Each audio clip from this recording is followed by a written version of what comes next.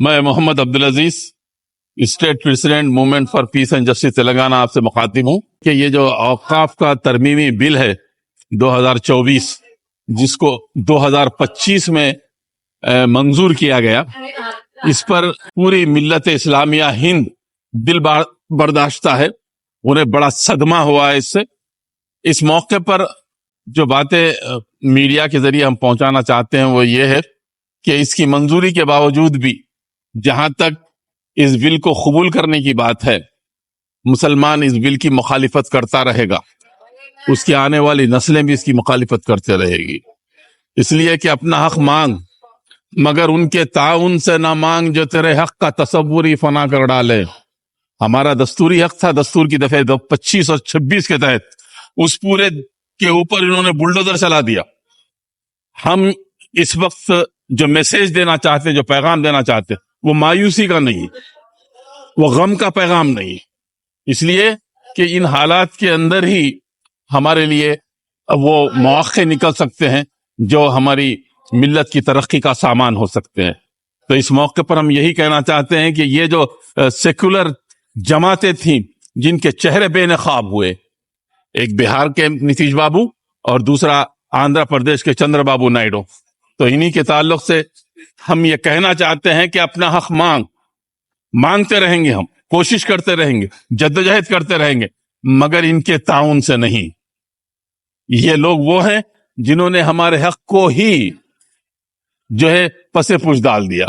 تو اپنا حق مانگ مگر ان کے تعاون سے نہ مانگ جو تیرے حق کا تصور ہی فنا کر ڈالے۔ ہاتھ اٹھا مگر ان کے جلو میں نہ اٹھا جو تیرے ہاتھ تیرے تن سے جدا کر ڈالیں۔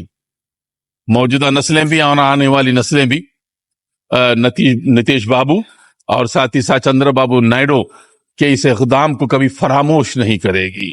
وقت گزر جائے گا، زخم بھی بھر جائیں گے، لیکن انتخابات کا مرحلہ جب سامنے آئے گا تو ملت کا کوئی فرد بھی تمہیں ووٹ نہیں دے گا، اور تمہارا یہ سمجھنا کہ یہ 20% ہے، کیا ہمارا بگاڑ لیں گے؟ کم سے کم اب نیند سے غافل ہو جائیے۔ یہی 20% تھے جنہوں نے BRS کی حکومت کو کانگریس کی حکومت کے اندر تبدیل کر دیا۔ یہی 20% تھے جنہوں نے دلی کے اندر کیجریوال کی حکومت کو دھکا لگایا۔ یہی 20% تھے جن کا ذہن اگر تبدیل ہوتا ہے تو پھر سمجھیے کہ انقلاب آتا ہے۔ اب موجودہ حالات کے اندر ملت اسلامیہ ایک بات تو یہ ہے کہ اپنی بنیادی ذمہ داری کو محسوس کرے اور اپنے ووٹ کے حق کو لازماً استعمال کرے۔ یہی ایک واحد ہتھیار آپ کے پاس رہ گیا ہے۔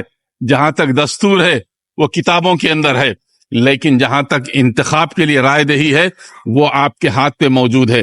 تو اب اپنے پیروں پر کھڑے رہیے، حالات کے اعتبار سے مقابلہ کیجیے اور لوگوں پر بھروسہ کرنا چھوڑ دیے۔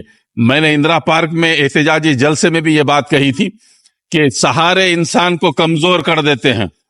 78 سال ہم نے صرف سہاروں کے اوپر زندگی گزار دی، نتیجہ کیا نکلا؟ 2025 کے اندر ہماری اوقافی جائیدادوں پر بلڈوزر چلا دیا گیا۔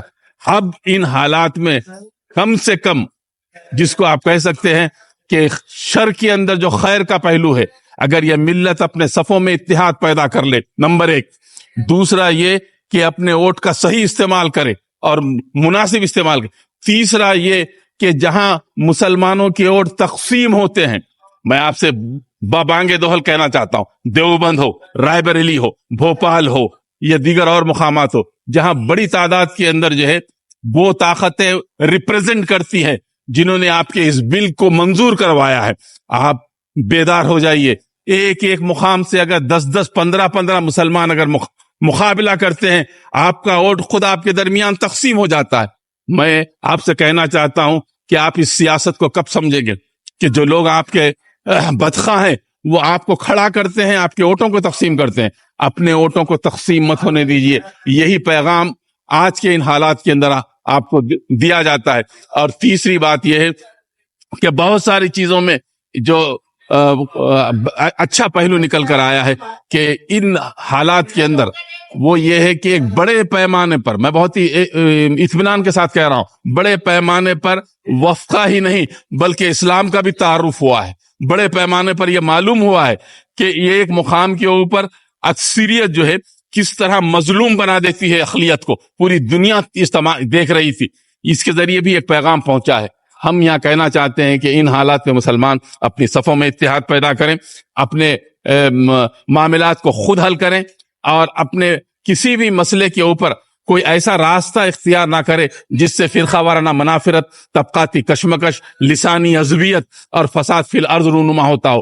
پرامن انداز سے اس ملک کے اندر تبدیلی پیدا کیجیے، اپنے صفوں میں اتحاد پیدا کیجیے. یہی وہ پیغام ہے جو ان حالات میں بجائے مایوسی کے ایک خوش آئین انداز سے ہمارے سامنے آتا ہے. میں Muhammad Abdul Aziz, state president movement for peace and justice آپ سے مخاطب ہوں یہ آج کے اس موقع پر.